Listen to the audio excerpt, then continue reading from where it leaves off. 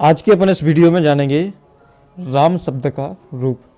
राम एक आकारांत पुल्लिंग शब्द है और कैसे हंसा हंसा के आप लोगों को सिखाएंगे बढ़िया बहुत ही इंटरेस्टिंग तरीके से। जैसे जिसके अंत में आ होता है उसे आकारांत बोलते हैं। जैसे राम के अंत में का है, आ की मात्रा लगी है इसलिए आकारांत।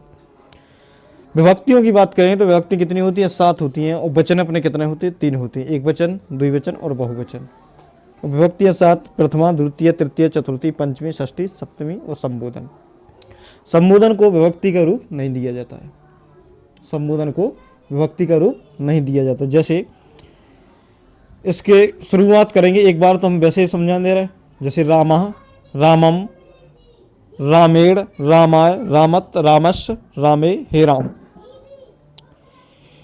फिर इसके बाद में अपन देखेंगे गा कर कि राम रामम रामेण रामय, रामत रामस, रामे राम।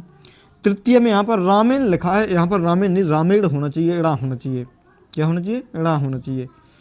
कि राम रामम रामेण रामय, रामत रामस, रामे राम।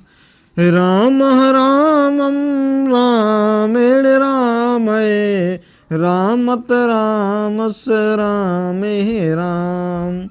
राम शब्द की एक वचन ये विभक्ति है। कैसी अपन को पढ़ना है कि राम रामम रामेण रामय, रामत रामस, रामे राम। राम रामम रामेण रामय, रामत रामस, रामे राम। अब बार बार इसको बोलोगे तो बहुत जल्दी इसको सीखने के लिए एक बहुत ही सिंपल तरीका, एक ट्रिक के साथ में, क्योंकि गाना बजाना आप लोगों को बहुत जल्दी आ जाता है, उसी प्रकार से आप लोगों को विभक्ति भी कंप्लीट हो जाएगी। कैसे कि राम रामम रामेण रामय, रामत रामस, रामे राम। जो एक वचन है उसको चौपाई की तरह करना, और जो द्विवचन है उसको दोहे की तरह करना, और जो बहुवचन है उसको भी चौपाई की तरह करना। जैसे द्विवचन को कैसे पढ़ेंगे? रामौ रामौ, रामभ्यम रामभ्यम, रामभ्यम, रामेव रामेव, हे रामौ। क्या? रामौ रामौ, रामभ्यम रामभ्यम, रामभ्यम, रामेव रामेव, हे रामौ। अब बहुवचन कैसा करेंगे कि राम रामन रामे रामेभ्या, रामेभ्या रामेणाम, रामेषु, हे रामा। यहाँ पर रामे नाम लिखा है जो षष्ठी के बहुवचन में, तो षष्ठी के बहुवचन में रामे नाम नहीं बल्कि रामे राम होना चाहिए था। क्या होना चाहिए? रामे राम होना चाहिए था। कि राम रामन रामे रामेभ्या, रामेभ्या रामेणाम, रामेषु, हे रामा। कि राम रामन रामे रामेभ्या, कि राम रामन रामे रामेभ्या, रामेभ्या रामेणाम, रामेषु, हे रामा।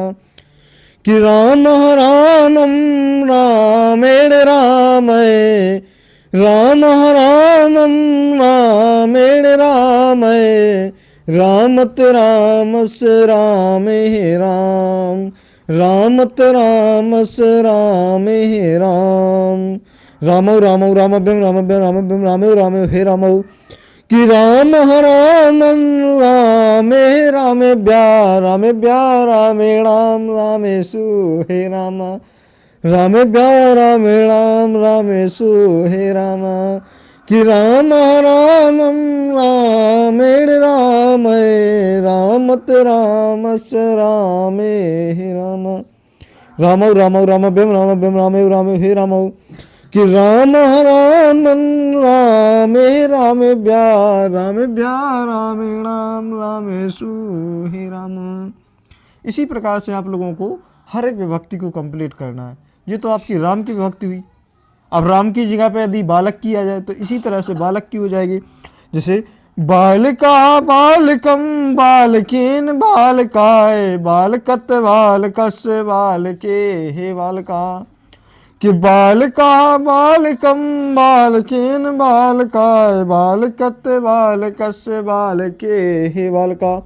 बालकौ बालकौ बालकाभ्यम, बालकाभ्यम, बालकाभ्यम, बालक्यो हे बालको, कि बालका बालकेन बालके ब्याह बालके नाम बालकेशु।